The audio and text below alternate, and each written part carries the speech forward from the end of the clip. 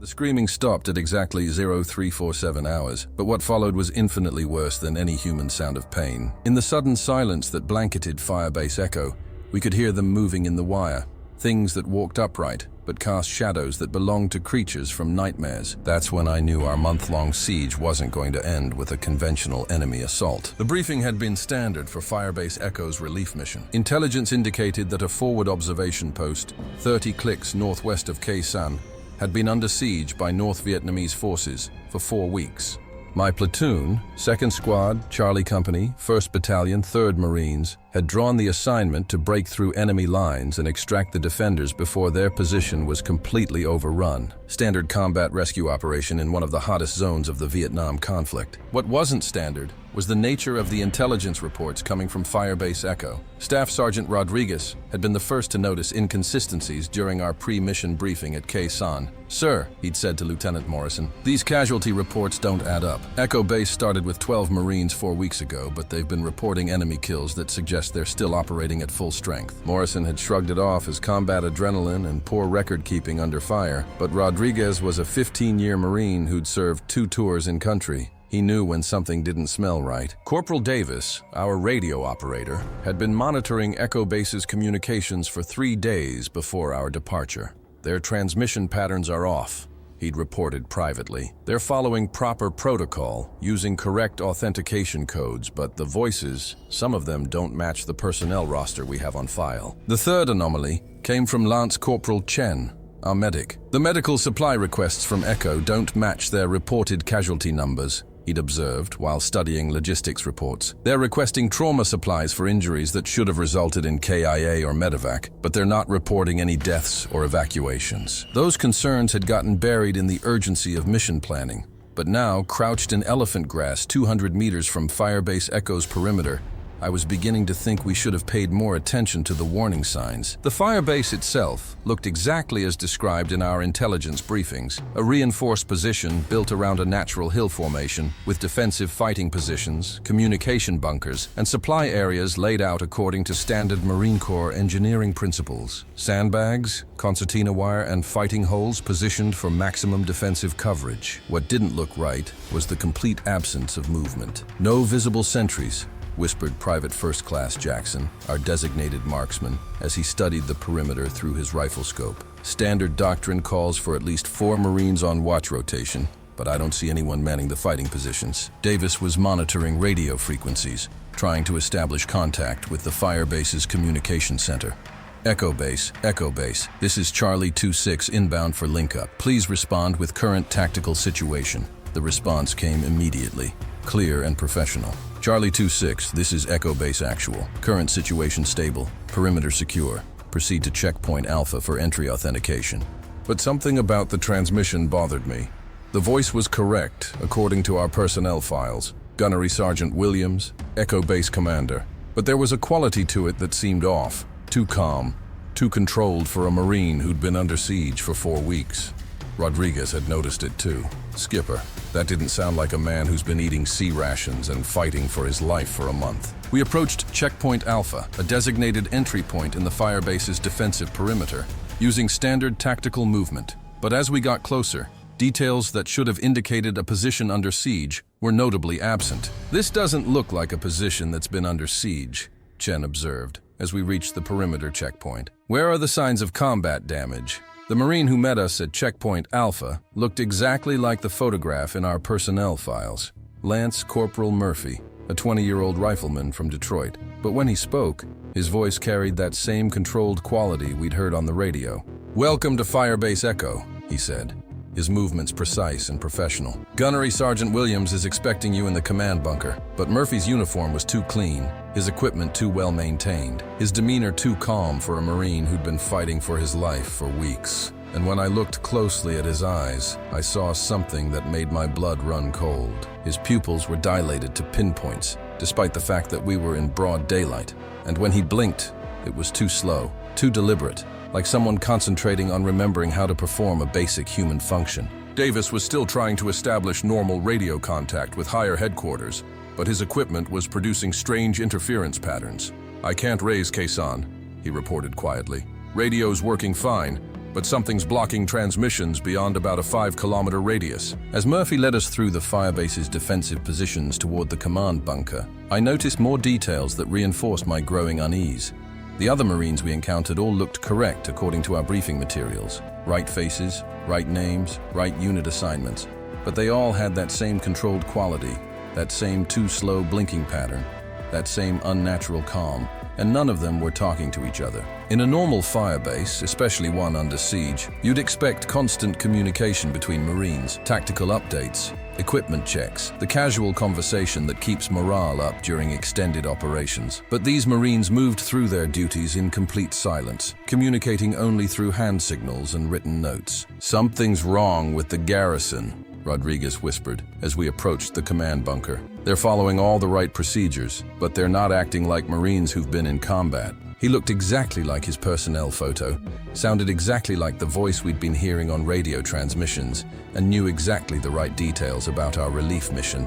But when he shook my hand, his grip was ice cold despite the Vietnam heat, and his skin felt wrong, too smooth, too firm, like rubber rather than human flesh. "Glad you made it through," Williams said, his voice carrying that same controlled quality. "We've been holding this position against significant enemy pressure, but we could use the additional firepower for the final push." The enemy positions he was showing us were too perfect, too symmetrical, too coordinated, too precisely positioned to represent the kind of improvised assault tactics the North Vietnamese typically employed. It looked more like a textbook example of siege warfare than an actual combat situation. "Gunnery Sergeant," I said carefully, "we've been monitoring radio traffic for several days, and we haven't heard any reports of actual enemy contact. When was your last engagement?" His response came without hesitation. "Continuous harassing fire and probing attacks throughout the night cycle. Enemy is maintaining pressure while avoiding decisive engagement." But Davis was studying the ammunition expenditure reports Williams had provided,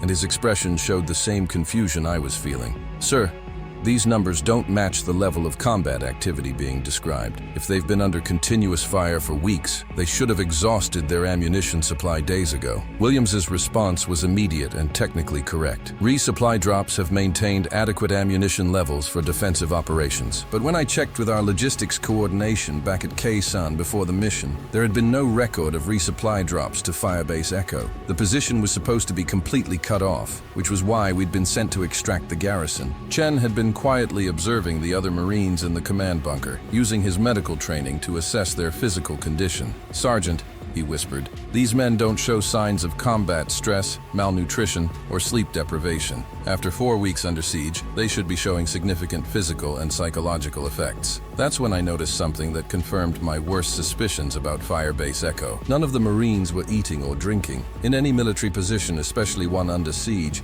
you'd see constant consumption of rations and water. Combat is physically demanding, stress increases caloric requirements, and maintaining hydration is critical for operational effectiveness. But in all the time we'd been at Firebase Echo, I hadn't seen a single Marine consume food or water. "When did you last eat?" I asked Williams directly. His response was immediate. "Meal schedule maintains operational nutrition requirements." But that wasn't an answer to my question. It was the kind of response someone would give if they were trying to avoid revealing that they didn't actually need to eat. Rodriguez had been studying the Firebase's defensive positions from inside the perimeter, and his observations were troubling. "Skipper, the fighting positions are all facing inward, not outward. They're not set up to defend against an external enemy. They're positioned to contain something inside the perimeter." Jackson had been using his sniper scope to observe the surrounding area, looking for signs of the enemy forces that were supposedly besieging the position. "No enemy activity visible," he reported. "No movement, no positions, no signs that anyone's been operating in this area recently." As the afternoon wore on, and we prepared for what Williams described as the expected evening assault, the inconsistencies became impossible to ignore. The Marines of Firebase Echo were following all the correct procedures, saying all the right things, displaying perfect military discipline, but they weren't behaving like human beings who'd been under combat stress for 4 weeks. They were behaving like actors playing roles they'd memorized, but didn't understand. Davis had continued trying to establish communication with higher headquarters, but his radio equipment was producing increasingly strange interference patterns. "I'm picking up transmissions, but they're not coming from any known frequencies," he reported. "And the signal characteristics, they don't match anything in our technical manuals." That evening, Williams briefed us on the defensive plan for repelling the expected enemy assault. The tactics were textbook perfect, the positioning was optimal for the terrain, and the coordination was flawless. Too flawless. The enemy typically begins their assault at 0200 hours, Williams explained, pointing to approaches on the tactical map. They'll probe our perimeter defenses with small units,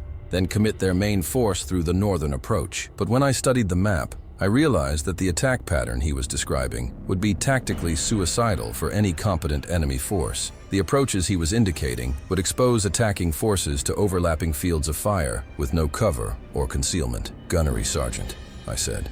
This attack pattern doesn't make tactical sense. Why would the enemy repeatedly use an approach that exposes them to maximum defensive fire? Williams's response was immediate and confident. Enemy tactics follow predictable patterns based on previous engagement analysis. But that was exactly the problem. Real enemy tactics don't follow predictable patterns, especially after suffering casualties from repeated failed attacks. A competent enemy force would adapt, find new approaches, or change their tactics entirely. As we prepared our defensive positions for the expected assault, I made a decision that probably saved our lives. Instead of integrating with Firebase Echo's defense plan, I positioned my Marines to observe both the expected attack routes and the Firebase's own defensive positions, because I was beginning to suspect that the real threat wasn't coming from outside Firebase Echo's perimeter. At 2300 hours, Rodriguez reported movement in the wire, but not from the directions Williams had indicated. Multiple contacts moving through the perimeter, he whispered. But they're not coming from outside. They're already inside the Firebase and they're moving toward our positions. Jackson had his sniper rifle trained on the approaching figures, using his night vision scope to identify targets. Targets appear to be Firebase Echo personnel, he reported, but their movement patterns are wrong. Too coordinated, too quiet, like they're not quite touching the ground. Chen was monitoring our team's vital signs and noticed something disturbing. Sergeant, our heart rates and blood pressure are elevated, but the Firebase Echo Marines show no signs of combat stress. Their physiological responses aren't normal for a combat situation. That's when the screaming started. It began at exactly midnight, not human screaming, but something that sounded like voices being played backwards through a broken speaker. The sound was coming from outside the Firebase's perimeter, but it didn't match any known enemy psychological warfare tactics. Williams and his Marines responded to the screaming with perfect tactical discipline, taking defensive positions and preparing for the expected assault. But their response was too practiced, too choreographed, like they were following a script rather than reacting to an actual threat. "This is all wrong," Davis said, monitoring radio frequencies that were producing increasingly bizarre transmissions. "The enemy communications I'm intercepting aren't in any known language, and they're coming from coordinates that don't match any possible enemy positions." As the night progressed, the tactical situation became increasingly surreal. The Firebase Echo Marines maintained perfect defensive positions, following textbook procedures for repelling night attacks. But the enemy forces they were engaging showed on thermal imaging as heat signatures that didn't behave like human beings. The attacking forces moved too fast, changed direction too quickly, and seemed to phase in and out of visibility on our night vision equipment. When Jackson tried to engage them with rifle fire, his bullets passed through their positions without apparent effect.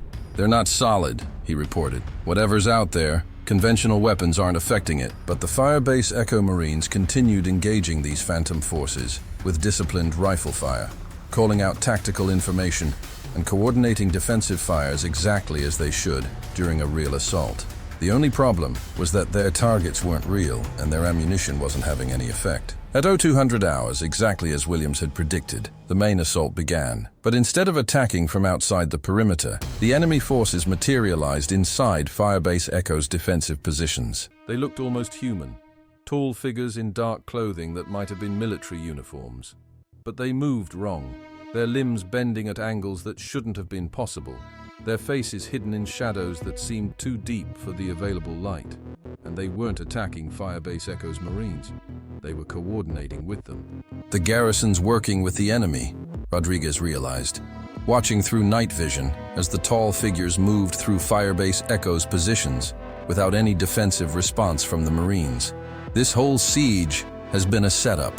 Williams turned toward our position with that same controlled expression, but now I could see what was behind his eyes. Not human consciousness, but something else wearing his form like an ill-fitting uniform. "Your extraction mission is complete," he announced, his voice carrying harmonics that definitely weren't human. "You will join Firebase Echo's permanent garrison." The Marines we'd been working with all day began moving toward our position with that same fluid coordination we'd observed in the attacking forces. They were no longer pretending to be human beings. They were revealing themselves as something that had been mimicking human behavior to lure us into a trap. Chen was frantically preparing medical countermeasures based on his assessment of the situation.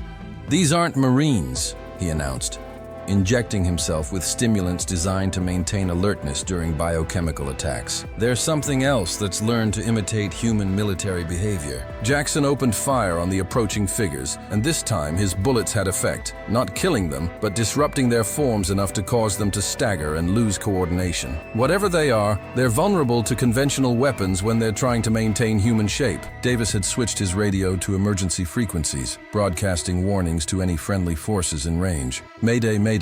Firebase Echo is compromised. Garrison has been replaced by hostile forces. Do not approach this position." The tall figures outside the perimeter were closing in as well, moving with predatory grace through Firebase Echo's defensive positions. But now that they'd abandoned their pretense of besieging the Firebase, I could see them clearly through night vision. And what I saw defied every briefing I'd received about enemy forces in Vietnam. They were definitely not North Vietnamese soldiers. They were taller than humans, with proportions that suggested they'd evolved for different environmental conditions. Their faces, when visible in the shifting shadows, showed intelligence, but not human intelligence, something that understood human behavior well enough to mimic it, but didn't truly comprehend human motivation. "They've been studying us," I realized as we fought our way toward Firebase Echo's perimeter. "Learning our tactics, our procedures, our communication patterns. This whole siege was a training exercise for them." Rodriguez was laying down covering fire as we moved, his rifle proving effective against the mimics when they were forced to maintain solid form. "How long have they been replacing our people?" he shouted over the sound of gunfire. The answer came from Williams, or the thing that had been pretending to be Williams, as it pursued us through Firebase Echo's trenches. "Long enough to understand your weaknesses, long enough to prepare for your replacement." We broke through Firebase Echo's perimeter and began moving toward our original insertion point, fighting a running battle against forces that seemed to understand our tactics better than we did. But they'd made one critical mistake in their study of human military behavior. They understood individual tactics and unit coordination, but they didn't understand the human capacity for improvisation under extreme stress. They could mimic standard operating procedures, but they couldn't adapt to situations that fell outside their observed parameters. Chen used this weakness against them by employing medical techniques as weapons, using morphine injectors as projectiles, creating smoke screens with chemical heating tabs, turning first aid supplies into improvised explosives. The mimics couldn't adapt to tactics they'd never observed before. Jackson began targeting them with techniques from civilian hunting rather than military marksmanship, using tracking and stalking skills that weren't part of standard Marine Corps training. His unconventional approach disrupted their ability to predict and counter his movements. Davis discovered that his radio equipment could be used to generate interference patterns that affected the mimics' coordination. They seemed to rely on some form of electromagnetic communication that could be jammed using modified military radio techniques, but it was Rodriguez who figured out their most critical weakness. "They can't function independently," he observed, as we fought our way through the forest surrounding Firebase Echo. "They're all connected somehow. If we can disrupt their command structure, they'll lose coordination." The command structure was located in Firebase Echo's communication bunker, where the original Williams had been replaced by whatever was controlling the other mimics. But getting back to the Firebase meant fighting through forces that knew our every tactical doctrine. Unless we used tactics they'd never had a chance to observe. I made the decision to implement techniques from unconventional warfare training that wouldn't have been used in standard Vietnam operations. Instead of military tactics, we began using civilian survival skills, improvised weapons, and psychological warfare techniques that fell outside normal combat doctrine.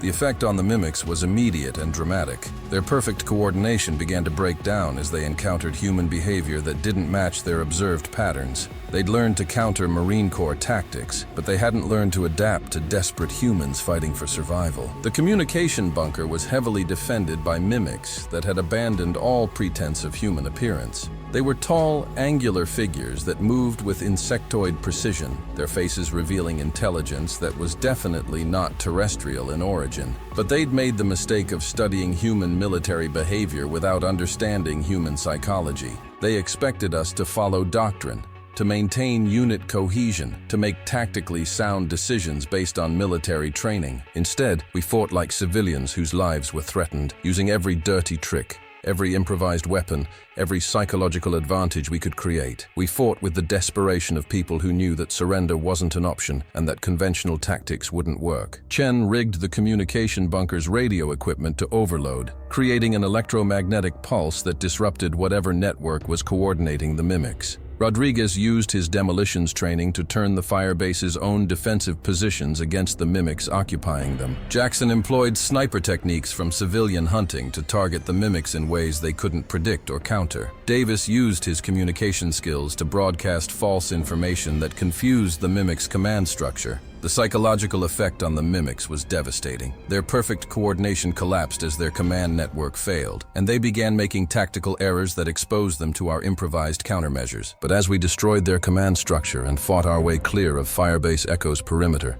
I realized that our victory was temporary at best. These mimics had been studying human military behavior for an unknown length of time, learning from every encounter, adapting to every tactic we employed. How many other Firebases had been compromised?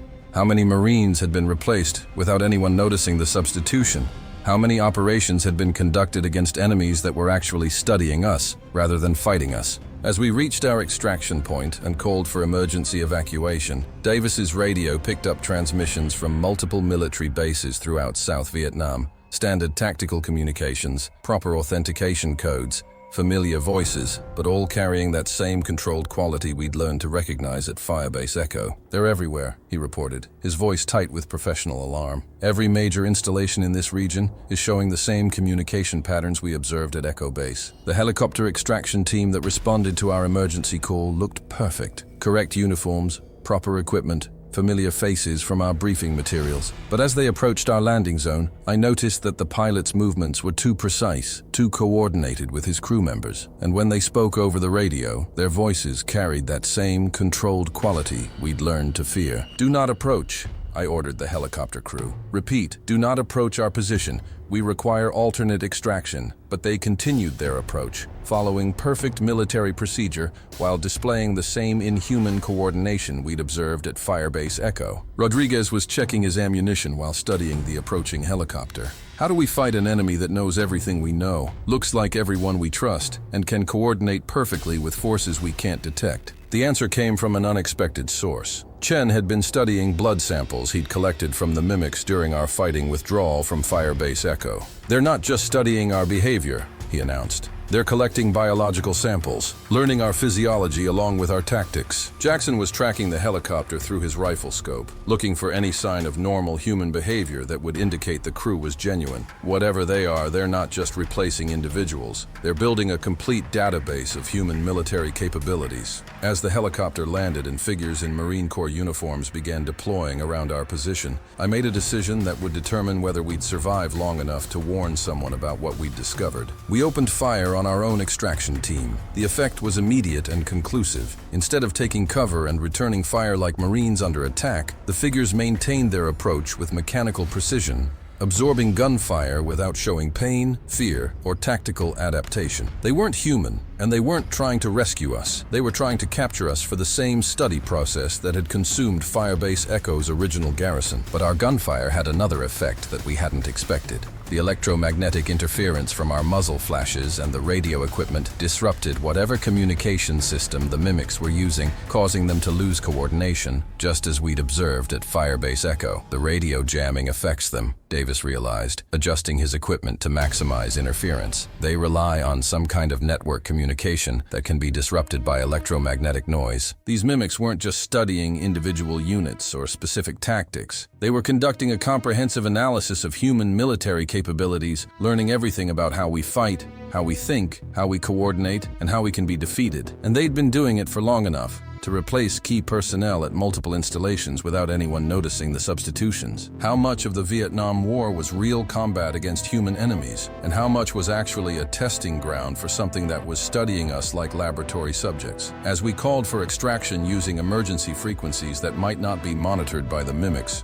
one thing was absolutely certain. We were the only people who knew the truth about Firebase Echo and the replacement of military personnel by entities that were learning to be better at warfare than we were. And somewhere in the Vietnamese jungle, there were probably dozens of other installations where the same replacement process was occurring, creating a network of study sites where human military behavior was being analyzed and catalogued for purposes we couldn't even imagine. The radio crackled with a transmission from what sounded like genuine Marine Corps aviation. Any station, this is Yankee 77. We have emergency extraction capabilities for isolated personnel. Authenticate with current challenge and password. But after what we'd experienced at Firebase Echo, how could we trust any voice on the radio? How could we authenticate with forces that might have been replaced by mimics studying our communication procedures? Rodriguez was studying the tactical situation with 15 years of Marine Corps experience. We need to assume every friendly voice is compromised until proven otherwise. We extract using only people we can verify through personal knowledge, not official channels. Chen was still analyzing his biological samples from the mimics. These entities are carbon-based, but with cellular structures that don't match any terrestrial life forms. They're not from Earth, but they've learned to mimic human biology well enough to pass casual inspection. Jackson was providing security while studying the forest around us for signs of pursuit. Movement on 3 sides, he reported. Multiple contacts, but they're maintaining distance rather than closing for engagement, like they're herding us towards something. Davis had been monitoring radio frequencies across the spectrum, looking for patterns that might indicate genuine human communication versus mimic transmissions. I'm picking up traffic that suggests similar incidents at installations throughout the region. Either this is a coordinated enemy operation, or these replacements have been happening for longer than anyone realizes. As we move through the Vietnamese jungle, avoiding both known enemy forces and potential mimic extraction teams, I began to understand that our mission had evolved far beyond a simple Firebase relief operation. We were now the only people with first-hand knowledge of an invasion that had been occurring under cover of the Vietnam War. An invasion by entities that weren't trying to defeat human military forces through combat, but were instead studying us to learn everything about human warfare. The question was, what did they plan to do with that knowledge? And more importantly, how many other conflicts throughout human history had actually been study programs conducted by intelligences that were learning to be better at war than the species that invented it? As night fell and we continued our movement toward what we hoped would be a genuine extraction point, the jungle around us filled with sounds that definitely weren't made by any known wildlife or enemy forces. They were the sounds of something large and intelligent moving through the forest with perfect coordination, tracking us with senses and capabilities that exceeded anything in human military doctrine. Something that had learned everything it needed to know about how we fight and was now ready to demonstrate how much better it could do it. If you want to hear what happens when we discover what they've really been planning, let me know in the comments. And don't forget to subscribe so you don't miss the next debrief.